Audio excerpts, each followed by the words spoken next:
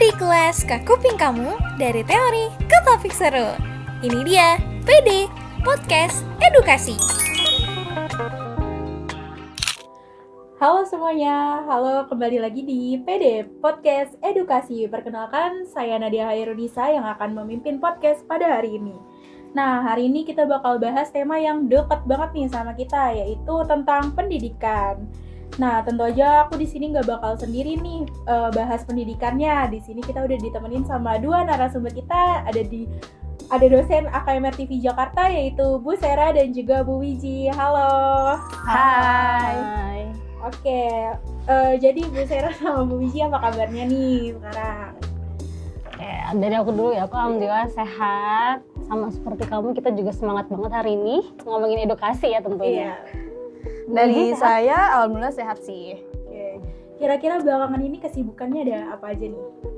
Kesibukannya seperti yang kalian lihat ya, kita mendampingi mahasiswa Untuk melayani ya, gitu kan. Tambahan lagi tugas kita jadi narasumber podcast ya. Oke, sebelumnya terima kasih banyak karena udah meluangkan waktunya di sela-sela waktu yang sibuk ini untuk jadi narasumber podcast kita. Nah, langsung aja nih pertanyaan yang pertama. Apa sih yang awalnya memotivasi Ibu untuk memilih jalur karir sebagai seorang dosen? Oke, dari siapa dulu nih? Bu Wiji? Boleh dari Bu Dwi kita share dulu.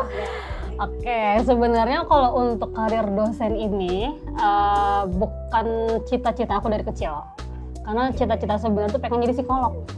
Nah, tapi memang saat daftar kuliah itu diskusi sama orang tua, diarahin segala macam, karena memang di tahun 2015 aku lulus SMA itu media massa itu lagi berkembang banget, media sosial juga lagi berkembang pesat sekali, jadi orang tua tuh mengarahkan untuk masuk di ilmu komunikasi. Sampai akhirnya ada di titik ini menjadi dosen ilmu komunikasi di AKMR TV Jakarta dan juga di Universitas Gunadarma. Kalau dari Bu Wiji? Kalau saya sih sama seperti Bu Syara, awalnya kan emang pengen bercita-cita sebagai pramugari nih, karena sebelumnya SMK emang jurusan pariwisata, tetapi memang kodratnya nih jalannya emang udah takdirnya udah jadi dosen aja nih gitu setelah lulus kuliah gitu sih. Nah, kira-kira dari awal menjadi dosen ini apa sih tantangan pertama saat kayak pertama kali kita ngajar gitu? Misal kayak tantangan mahasiswanya nggak ada yang nurut. Wah, itu banyak sekali ya. Tantangan kita itu adalah kalian. Betul. Kalian ini kan, kita tuh kalau ngajar satu kelas kan terdiri dari beberapa mahasiswa, mungkin maksimal tuh 40-an mahasiswa ya. Nah, 40 mahasiswa ini kan berarti ada 40 karakter yang kita tuh harus bisa adaptasi sama mereka. Nah, 40 orang ini tuh yang sulit itu adalah bagaimana 40 orang ini dalam satu waktu ini bisa fokus ke apa yang kita sampaikan di kelas. Itu yang paling susah ya, karena memang kalian pasti punya kesibukan masing-masing kalau di kelas ya. Gitu ya Bu Wiji ya? Iya, ada yang, ini boleh cerita sedikit ya? Kadang-kadang ada yang main handphone gitu saat Ya mungkin kalian ya. betul, dosen sedang menjelaskan gitu ya. Karena kan memang kita punya apa ya? Sebagai mahasiswa tuh harus ada etika dalam perkuliahan gitu. Jadi teman-teman jadi harus diperhatikan kembali sih kalau misalkan memang ada di dalam kelas. Oke, mungkin itu untuk tantangan pertamanya nih ya, atau tantangan yang dirasakan selama mengajar. Nah, selanjutnya itu ada nggak sih pengalaman lucu atau kayak konyol atau mungkin menyentuh bahkan ya selama menjadi dosen? Menyentuh paling sih kalau mahasiswanya itu ini ya, tertib. Gitu, kadang kan banyak mahasiswa yang udah dibilangin, udah di notice gitu, kadangkala nggak bisa untuk menaati gitu teman-teman. Jadi kan mungkin paling lucunya ya seperti itu sih. Kalau dari saya tuh yang menyentuh itu kalau misalnya kita lagi sharing di kelas gitu ya, mungkin yang teman-teman pernah saya ajar, kita tuh kalau di kelas tuh sering diskusi. Saya juga sering menyampaikan bahwa nggak melulu ilmu tuh didapatkan dari dosen. Pasti kalian sebagai mahasiswa tuh, apalagi anak muda, anak Gen Z ya, kalian ini yang dekat dengan teknologi pasti banyak pengalaman yang kalian pernah lakuin gitu ya di luar sana. Nah, kalau misalnya saat itu kalian lagi sharing, ternyata ilmu kalian, pengalaman kalian itu adalah lebih berharga daripada apa yang saya alamin, itu benar-benar merasa tersentuh. Ternyata mahasiswa tidak belajar dari apa yang ada di kampus aja, tapi juga apa yang ada di luar sana. Itu menurut saya ya. Nah, mungkin nih di tengah-tengah mengajar pasti kan sebagai dosen juga pasti terus belajar gitu kan dari pengalaman-pengalaman atau dari mungkin mahasiswanya sendiri. Kira-kira apa sih yang mendorong Ibu untuk terus belajar di sela-sela mengajar? Siapa dulu? Kita sama-sama pelajar lagi. Iya lagi, jadi beneran yang ternyata kadang kalau misalkan kita lagi ngajar terus jadi mahasiswa juga, khususnya yang saya jadi S2 ini, lagi S2, menyelesaikan S2, jadi kayak ternyata relate juga ya gitu, jadi mahasiswa kembali gitu. Kalau dari saya ini karena kebetulan selain memang takdir dan kebetulan memang beruntung ya. Terima kasih Gunadarma yang memberikan beasiswa. Betul. Terima kasih. Pokoknya kalau dari saya pribadi, kita ini hidup selalu ketemu sama apa yang namanya pelajar gitu kan. Jadi dimanapun kita berada itu pasti ada yang namanya belajar gitu kan. Entah itu belajar secara akademik maupun apa yang kita temuin di kehidupan kita, itu kan semua pembelajaran. Jadi memang kita hidup ini tidak pernah berhenti sama namanya belajar sebenarnya. Nah kebetulan karena kita profesinya sebagai dosen dan memang dituntut untuk selalu belajar. Jadi pembelajaran yang kita dapat di perkuliahan ya, baik S2 maupun S3 itu sebenarnya untuk mendapatkan kualitas ilmu yang lebih baik yang nantinya akan kita share ke mahasiswa. Kan ini seperti yang tadi udah dibilang kan ada lanjutan ke S2 ataupun S3 itu kira-kira seberapa besar sih peran seperti pendidikan lanjutan S2 dan S3 sebagai dosen, dan itu juga kayak seberapa penting untuk menunjang karir, terus juga dari segi kualitas mengajar seorang dosen? Kalau untuk jenjang pendidikan mau S1, S2, S3 tentunya ya ini bukan sekedar gelar sebenarnya yang pengen kita cari ya Bu ya. Karena memang balik lagi semakin tinggi ilmu yang kita dapatkan gitu. Itu tuh sebenarnya semakin banyak ilmu yang akhirnya kita perdalam. Dan itu juga menentukan bagaimana pola berpikir secara kritis kita gitu ya untuk menentukan segala atau menerima segala ilmu yang nantinya balik lagi akan kita share ke mahasiswa. Jadi memang dengan kita lanjut studi ini sebenarnya bukan untuk diri sendiri ya Bu ya, tetapi juga untuk kita banyak share orang. ilmunya ke teman-teman mahasiswa. Ada lagi mungkin? Udah cukup kayaknya. Mewakili semua Ibu. Iya kan, Saya ambil semua ya Bu jawabannya ya. Oke. Terus juga apa sih tantangan terbesar yang dihadapi mahasiswa sekarang menurut Ibu sebagai mahasiswa juga? tantangan terbesar mungkin mager ya. Malas gitu. Jujur kalian. Bener banget. Kadang kalau misalkan kita dapat PR atau tugas gitu kan pasti menunda-nunda lagi. Kayak masih lama deh deadline-nya gitu.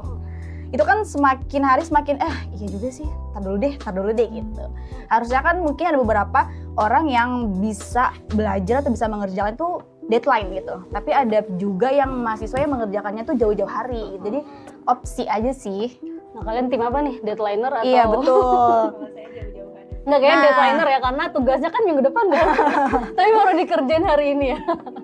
Kalau dari saya tadi kan Bu Wiji menjelaskan faktor internal ya, berarti kan dari diri kalian. Tapi kalau dari saya pribadi, tantangan kita semua sebenarnya sebagai mahasiswa juga ya. Kalau faktor eksternal itu distraksi informasi yang kita suka temui di media sosial ataupun media-media lain yang kita gunakan gitu kan. Karena kalau kita buka media sosial kan banyak tuh informasi yang ada lagi 24 jam kita main Instagram, TikTok ataupun lainnya, pasti ada lagi informasi yang baru lagi rasanya kita kan merasa tertinggal akan sebuah informasi. Nah ini tuh membuat mahasiswa atau kita ya, mungkin pengalaman pribadi ya teman-teman, saya kadang suka ngerasa rasanya saya udah main media sosial berjam-jam tapi kok ada informasi yang belum saya ketahuin gitu kan. Nah itu kan jadinya membuat kita tuh fokusnya sangat sulit untuk fokus gitu ya kepada suatu informasi. Akhirnya kita mencari informasi dan terlena akhirnya membuang-buang waktu dengan media sosial itu gitu ya. Dan ada yang namanya efek echo chamber, di mana ini fenomena bahwa kita tuh selalu percaya atau meyakini informasi yang kita terima dari algoritma yang kita gunain aja. Jadi kita hanya fokus pada sesuatu yang kita minati atau kita sukai aja di media sosial. Padahal di luar sana ada informasi yang mungkin lebih penting dan bermanfaat untuk kita. Terus dari macam-macam tantangan tadi, kira-kira ada nggak sih perbedaan besar gitu antara mahasiswa dulu dan yang sekarang? Ada banget ya Bu. Baru kita temuin tadi pas di tangga ya. Kayaknya dulu kita kalau di koridor lebih banyak cerita, ngobrol sambil makan, sambil diskusi tugas. Kalau sekarang kita mendokan gitu. Lagi-lagi gimana Bu? Gitu. Iya gitu ya, segala macam. Terus mungkin etika kali ya.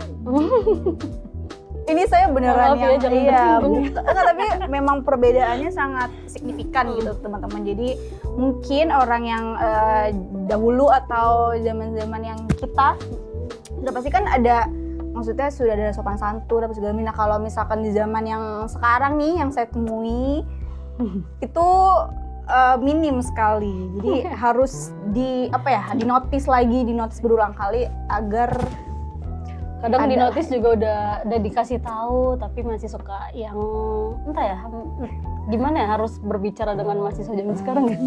Dan pakai bahasa lembut, apa harus bahasa kalbu ya. Karena emang beneran ya, mungkin itu tantangan terbesar sebenarnya sih kita ya. Kalau perbedaannya mungkin kalau dari saya kalau anak zaman sekarang ini kayaknya untuk mahasiswa kalian ya, dan kita juga jadi sebagai mahasiswa, sama yang dulu kita berkuliah itu adalah literasi medianya sekarang tuh lebih luas. Gitu ya. Mungkin kalau kalian juga ngalamin gitu ya, bahkan kita juga nggak munafik menggunakan ChatGPT gitu ya untuk mencari referensi tugas-tugas yang kita kerjakan gitu ya dari berbagai dosen. Nah itu memudahkan kita. Kalau mungkin anak zaman dulu tuh kita lebih banyak baca buku, terus baca jurnal, beneran ke perpustakaan, ke perpus UI ya Bu, dulu kita sampai beneran beli buku gitu ya, nyari toko buku yang jual buku murah gitu ya, di mana itu kita datengin. Kalau sekarang coba kalian kayaknya ini ya jarang beli buku gitu. Mungkin karena tadi ada e-book ya yang mempermudah kalian. Bedanya itu ya, dulu kita beneran effort ke sana sini buat nyari buku, yang mana nih tempat buku yang lebih murah gitu ya. Karena kan buku kan cuma beberapa kali kita baca gitu kan. Kalau kalian kan mungkin difasilitasi sama e-book ya.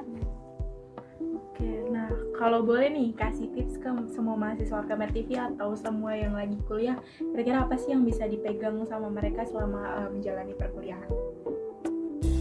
Yang dipegang Ya, motivasi iman sih. Nggak, konsisten kali ya. Iya, komitmen. Iya betul, karena kan kalau misalkan tidak ada konsisten, komitmen sama rasa rajin gitu, kadang-kadang agak suka melawan rasa malas itu sulit. sulit ya. Karena kita juga manusia, pasti ada rasa di mana aduh kayaknya, apalagi cuaca kita di pagi ya, hujan. Kalau zaman sekarang tuh healing. Yoi. Terlalu banyak healing, kadang-kadang tuh suka terlena nih, kayak ntar dulu deh.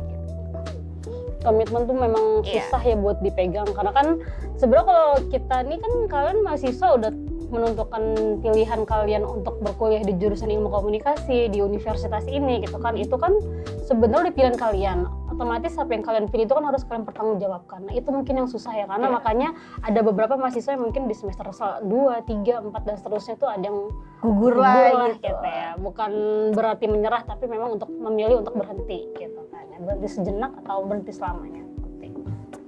Nah, untuk selanjutnya itu kayak ada nggak sih harapan untuk dunia pendidikan di Indonesia, khususnya mungkin di bidang komunikasi dan penyiaran? Harapan. Banyak sebenarnya ya. Kalau ngomongin harapan ya, karena kita kan ilmu sosial ya, komunikasi ilmu sosial, ilmu yang akan selalu berkembang. Beda kalau sama anak matematika gitu kan, hitungannya mereka sudah punya rumus dan angkanya sudah pasti. Kalau kita kan ilmu sosial yang akan selalu berkembang. Nah harapannya sih mungkin untuk ilmu komunikasi, ilmu penyiaran kedepannya tuh mungkin bisa lebih adaptif terhadap perkembangan teknologi yang semakin canggih, dan juga dinamika sosial juga yang semakin luas gitu, tapi tetap memperhatikan etika dan juga tanggung jawab di lingkungan masyarakat. Jangan kalah sama ChatGPT sih. Jangan kalah sama teknologi, teman-teman. Ini baru banget kemarin pengalaman mahasiswa, kita lagi karantina PI ya Bu ya.